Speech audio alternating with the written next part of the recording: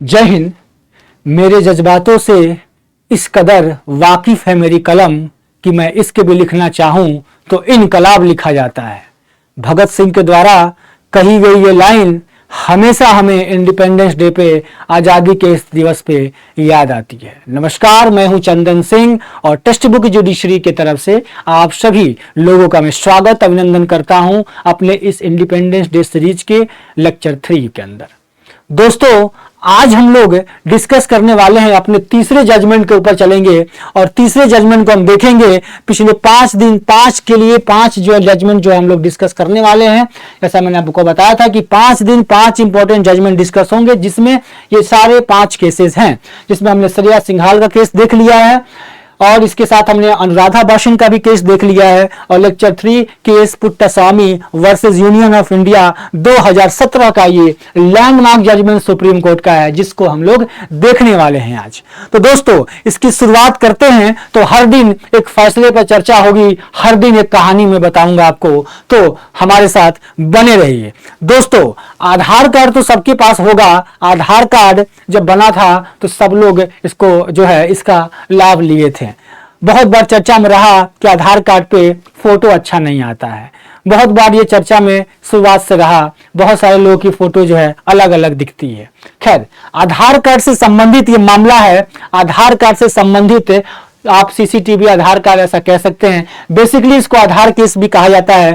Case Puttaswamy का जो case है। तो दोस्तों, आधार कार्ड जो है आपको पता होगा गवर्नमेंट ने क्यों बनवाया।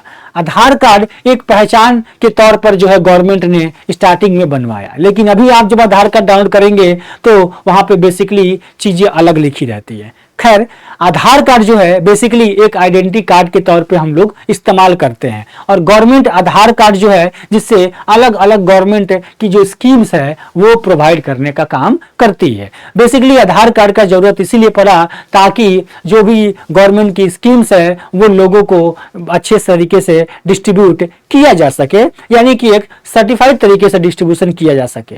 तो 12 डिजिट वाले इस आधार कार्ड को आज हम लोग इसी से संबंधित केस को देखेंगे। तो दोस्तों, अब इस आधार कार्ड में आपको पता होगा कि बेसिकली सरकार जो है वो आपकी निजी जानकारी अपने पास रखती है। अब आपकी निजी जानकारी जो है सरकार कैसे आपके पास रखती है। आधार कार्ड जब आप बनवाते हैं तो कई तरह का डिटेल्स जो आप देते हैं सरकार को, और वो सारी डिटेल्स जो है वो गवर्नमेंट अपने पास रखती है, यानी कि गवर्नमेंट अपने पास जो है अपने डेटा में, अपने कंप्यूटर में सेव करके रखती है, अपने सर्वर पे रखती है। तो यही case Puttaswamy versus union of India का जो लैंडमार्क जजमेंट 2017 का, ये हर लोग के लिए जरूरी है, हर व्यक्ति के लिए जरूरी है। जो भी व्यक्ति इस वीडियो को देख रहे हैं, चाहे वो स्टूडेंट है, चाहे वो कोई भी बिजनेस करते हैं या जॉब करते हैं, सबके लिए जरूरी है, क्योंकि इसमें सुप्रीम कोर्ट ने अपने अधिकारों की बात की थी और इस आजादी के मौके पर हमें यह जरूर जानना चाहिए कि आखिर सुप्रीम कोर्ट ने क्या बताया था। तो दोस्तों, सुप्रीम कोर्ट ने एक बार अपने इसी केस के अंदर, यानी कि ये जो केस पुट्टास्वामी केस है, इसके पहले भी एक जजमेंट दिया था। उस केस का नाम था खड़ग सिंह केस। जो खड़ग सिंह केस था 1962 का, जिसको सर्वेलेंस केस के नाम से भी जानते हैं। ये खड़ग सिंह केस वर्सेस यूनियन, जो आपका उत्तर प्रदेश का एक मामला था, स्टेट ऑफ यूपी का था ये मामला 1962 का। इसमें सुप्रीम कोर्ट के सामने जब मामला आया था, सर्वेलेंस का मामला था। ये सर्वेलेंस का जब ये मामला आया था दोस्तों, तो उस समय सुप्रीम कोर्ट ने जो है ये कह दिया था कि जो राइट टू प्राइवेसी है वो फंडामेंटल राइट नहीं है। यानी कि सुप्रीम कोर्ट ने 1962 के इस जजमेंट में ये बोला था कि राइट टू प्राइवेसी जो है वो आपका फंडामेंटल राइट नहीं है। लेकिन दोस्तों, सुप्रीम कोर्ट ने अपना ही जजमेंट, अपना ही फैसला क्यों बदला? अपना ही फैसला जो है वो इस केस पुट्टास्वामी वाले जजमेंट में सुप्रीम कोर्ट ने चेंज कर दिया। अब दोस्तों, अब समझ लेते हैं कि आधार कार्ड बेसिकली होता क्या है। आधार कार्ड सभी के पास होगा। आधार कार्ड में बेसिकली, आधार कार्ड में आपका रेटिना स्कैन, आपका फिंगर स्कैन, आपका फेस स्कैन चीजें और आपके डेटा उसके अंदर मौजूद होती है। और ये लेने के बाद सरकार आपको 12 डिजिट वाला एक आधार कार्ड देती है, जिससे कि आप अलग अलग गवर्नमेंट स्कीम को लाभ ले सकते हैं, चाहे वो मिड डे मील स्कीम हो, पेंशन स्कीम हो, चाहे कोई भी गवर्नमेंट का आवास योजना हो या कोई भी ऐसा योजना हो जिसका आप लाभ ले सकते हैं। यानी कि आपको जो है ये आधार कार्ड आपको दिया जाता है, यानी कि आपको ये आधार कार्ड दिया जाता है जिसमें आपका नाम, डेट ऑफ बर्थ, जेंडर, ये सारी चीजें जो है वो दोस्तों होती है। अब बात आती है कि आधार कार्ड के ऊपर जब ये मामला आया तो इस केस का फैक्ट क्या था दोस्तों, क्योंकि ये मामला केएस पुट्टास्वामी ने फाइल किया और केएस पुट्टास्वामी जो थे वो कर्नाटक हाई कोर्ट के रिटायर्ड जज थे। तो उन्होंने जो है इस मामले को रखा, उन्होंने कहा कि ये आधार कार्ड जो है, यानी जो आधार है, ये जो है अनकॉन्स्टिट्यूशनल है, ये वायलेट करता है हमारे आर्टिकल 21 को। तो बेसिकली आरोप क्या लगा दोस्तों, आरोप ये लगा यानी कि जो जस्टिस केएस पुट्टास्वामी थे और उनके साथ एक और पर्सन थे प्रवेश खन्ना, ये दोनों लोगों ने मिलकर जो है रीट फाइल कर दिया सुप्रीम कोर्ट में। रीट फाइल किया सुप्रीम कोर्ट में, कौन से आर्टिकल में किया, आर्टिकल 32 के अंदर किया। तो रीट फाइल किया सुप्रीम कोर्ट में और सुप्रीम कोर्ट में रीट फाइल करके ये बताया कि ये हमारे फंडामेंटल राइट का इन्फ्रिंजमेंट है।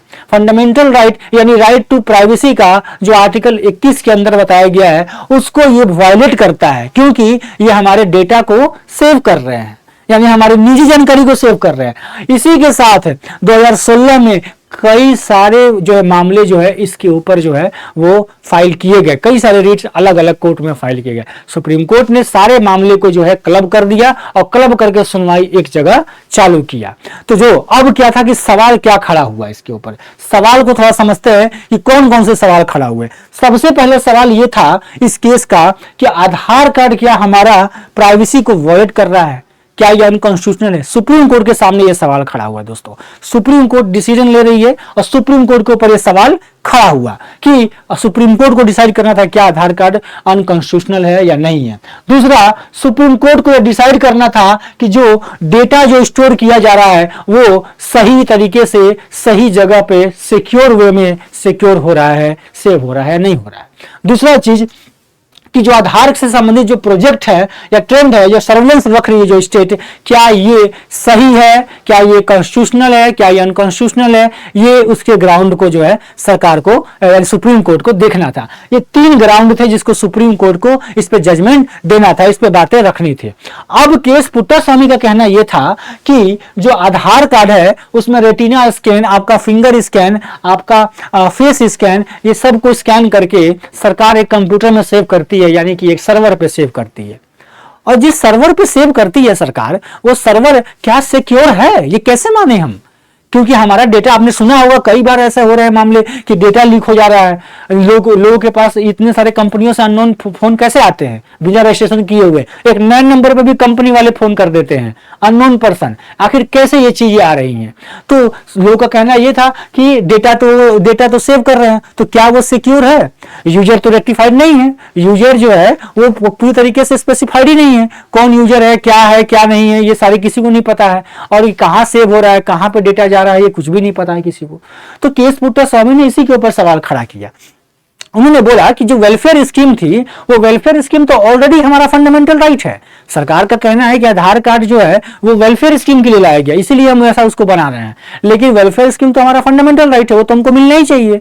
तो जब सिटीजन हर व्यक्ति को मिलना चाहिए, तो फिर वेलफेयर स्कीम देने के लिए आधार कार्ड की क्या जरूरत है, आधार कार्ड की स्कीम की क्या जरूरत है, उससे ही क्यों आप वेलफेयर देंगे।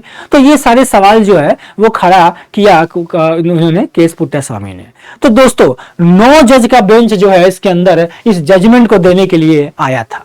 9 जज की जो बेंच थी सुप्रीम कोर्ट की, उन्होंने इसके ऊपर जजमेंट दिया। अब सुप्रीम कोर्ट ने 26 सितंबर 2018 को जो है वो डिक्लेयर किया, आधार कार्ड को कॉन्स्टिट्यूशनल माना, वैलिड माना, क्योंकि सुप्रीम कोर्ट का कहना यह था कि आधार कार्ड जो है पूरी तरीके से अनकॉन्स्टिट्यूशनल है। लेकिन खैर 2-3 सेक्शंस 4 सेक्शंस ऐसे हैं जिसको जो है सुधार के लिए जो सुप्रीम कोर्ट ने रिकमेंड किया, बट आधार कार्ड को जो है वो प्रॉपरली कॉन्स्टिट्यूशनल माना गया 26 सितंबर 2018 को। ये सुप्रीम कोर्ट का एक जजमेंट आया दोस्तों इस मामले के अंदर। और इसके साथ आधार कार्ड के एक्ट का, आधार एक्ट जो है उसके एक्ट के 57, सेक्शन 57, सेक्शन 33, सेक्शन 47 और सेक्शन 2D, इसको जो है अनकॉन्स्टिट्यूशनल डीम किया। यानी कि सुप्रीम कोर्ट ने गाइडलाइंस दिया कि इन सेक्शंस के अंदर सुधार होने चाहिए, वैसे के लिए अगर देखा जाए तो बाकी के जो सेक्शंस है वो सही है, यानी सुप्रीम कोर्ट ने आधार एक्ट को जो है वो लागू किया, यानी कि उसको कॉन्स्टिट्यूशनल ठहरा दिया। अब दोस्तों सुप्रीम कोर्ट ने यह भी कहा, सुप्रीम कोर्ट का यह भी कहना था, उन्होंने अपना जजमेंट चूंकि चेंज किया था, मैंने आपको बताया स्टार्टिंग में आपको बताया कि सुप्रीम कोर्ट ने पहले भी 2 जजमेंट दिए थे। एक तो केस था आपका एमपी शर्मा का केस था, और एक था खड़क सिंह का केस 1962 का। ये दोनों में सुप्रीम कोर्ट ने ये बोल दिया था कि राइट टू प्राइवेसी जो है वो हमारा जो है फंडामेंटल राइट नहीं है, ये पहले बोला था। अब सुप्रीम कोर्ट ने बोला, अब इसमें आर्टिकल 14, 19, 20, 21, इसके बाद 25 इसको जो बारे में भी इसके बारे में बताया, तो इन्होंने इसको फंडामेंटल राइट माना ही नहीं इस केस के अंदर। अब इस केस पुट्टास्वामी के अंदर इन्होंने माना इस चीज को। अब जो ये केस था एमपी शर्मा का जो केस था सतीश चंद्रा का, ये बेसिकली ये जो आपका सर्च एंड सीजर से संबंधित जो मामला था, ये दिल्ली का केस है, 1954 में हुआ था। ये केस को याद रखिएगा, MP Sharma versus Satish Chandra, Delhi magistrate Delhi, 1954 का केस है, जो कि सर्च एंड सीजर से रिलेटेड था। इसमें बेसिकली राइट टू प्राइवेसी की बात की गई थी, इसमें सुप्रीम कोर्ट ने नहीं माना। दूसरा जो केस था वो था Kharak Singh versus state of UP, 1963 का केस है दोस्तों। 1963 का जो मामला है, इस मामले के अंदर भी जो है सुप्रीम कोर्ट ने बेसिकली इसको हम लोग जो है सर्वेलेंस केस के नाम से भी जानते हैं, तो इस मामले के अंदर भी सुप्रीम कोर्ट ने कहा था कि ये जो वायलेशन जो है आर्टिकल 19 का, आर्टिकल 21 का जो है वो नहीं कर रहा है। तो बेसिकली जो है जो इसका कहना ये था कि जो पिटिशनर जो फाइल किया है चीजें, और राइट टू प्राइवेसी जो है फंडामेंटल राइट के अंदर है। ये दोनों ही जो मामले थे, ये दोनों ही जो केस थे, ये दोनों ही case right to fundamental right जो है इसको सुप्रीम कोर्ट ने डिक्लेयर कर दिया था कि ये राइट टू प्राइवेसी जो है फंडामेंटल राइट के अंदर नहीं आता है, इन जनरल है वो। ठीक है, तो जजमेंट क्या आया इस केस के बारे में समझते हैं, क्योंकि केस पुट्टास्वामी के मामले में सुप्रीम कोर्ट ने अपने जजमेंट चेंज किया। तो इसमें जजमेंट ये आता है कि राइट टू प्राइवेसी जो है वो फंडामेंटल राइट है, और वो आर्टिकल 14, आर्टिकल 19, 20, 21, 25 इन सब के अंदर में ये आता है, ऐसा सुप्रीम कोर्ट ने माना। दोस्तों देखिए, जजमेंट्स में क्या होता है कि एक समय के लिए कोई चीज सही होता है, या एक समय के लिए कोई चीज सुप्रीम कोर्ट को अगर लगता है कि ये चीज जरूरी है समाज के लिए, तो उस चीज को किया जाता है। क्योंकि ऐसे बहुत सारे लोग सवाल करेंगे कि 1962 के मामले में क्यों नहीं किया, क्योंकि हो सकता है उस समय 1962 का जो मामला था वो अलग था, 1963 का जो जजमेंट आया वो अलग था खड़क सिंह का, तो वो बेसिकली अलग था। लेकिन बेसिकली जो केस पुट्टास्वामी का जो मामला था आधार वाला, वो एक अलग था, तो दोनों बेसिकली अलग था। इसलिए सुप्रीम कोर्ट ने जो है इसमें जजमेंट को अपना चेंज किया। तो बेसिकली इसमें माना गया कि राइट टू प्राइवेसी को फंडामेंटल राइट के अंदर कंसीडर किया जाए। अब 6 फंडामेंटल राइट आपको पता ही है, 6 फंडामेंटल राइट में right to equality, right to freedom, और right to freedom of exploitation, right to freedom of against exploitation, और right to freedom of against religion, यानी कि right to freedom of religion, cultural educational right आपके पास है, और constitutional remedy की right आपके पास मौजूद है। ये सारे आपके पास फंडामेंटल राइट मौजूद है। तो बेसिकली सुप्रीम कोर्ट ने यह भी कहा कि अगर कोई भी डेटा को अगर रखा जा रहा है, या फिर राइट टू प्राइवेसी को कैसे मेंटेन किया जाएगा, तो इसके लिए 3 एस्पेक्ट्स बताएं। ये बताएं कि कोई भी इंडिविजुअल का जो इंफॉर्मेशन को वो प्राइवेसी रखा जाएगा, और प्राइवेसी की चॉइस भी दी जाएगी बंदे सामने वाले पर्सन को, कि प्राइवेसी का चॉइस भी हो, इंफॉर्मेशन जो है वो सही तरीके से दिया जाए, साथ में इंडिविजुअल की जो है इलस्ट्रेशन या फिजिकल बॉडी जो है वो उसको जो है सेव किया जाए। यानी कि इसकी पूरी तरीके से अगर देखा जाए तो सुप्रीम कोर्ट ने ये 3 बातें रखी, और सुप्रीम कोर्ट ये तीनों बातों के साथ ये बताई कि कोई भी राइट टू प्राइवेसी का जो उल्लंघन ना हो, इसके लिए ये 3 चीज का ध्यान जो है वो सरकार रखेगी। ठीक है, इसके साथ दोस्तों सुप्रीम कोर्ट ने जो वर्डिक्ट दिया कि राइट टू प्राइवेसी जो है वो फंडामेंटल राइट है, और इसके साथ एक दूसरा वर्डिक्ट ये भी दिया कि partially abrogation of section 377, section 377 IPC की सेक्शन है दोस्तों।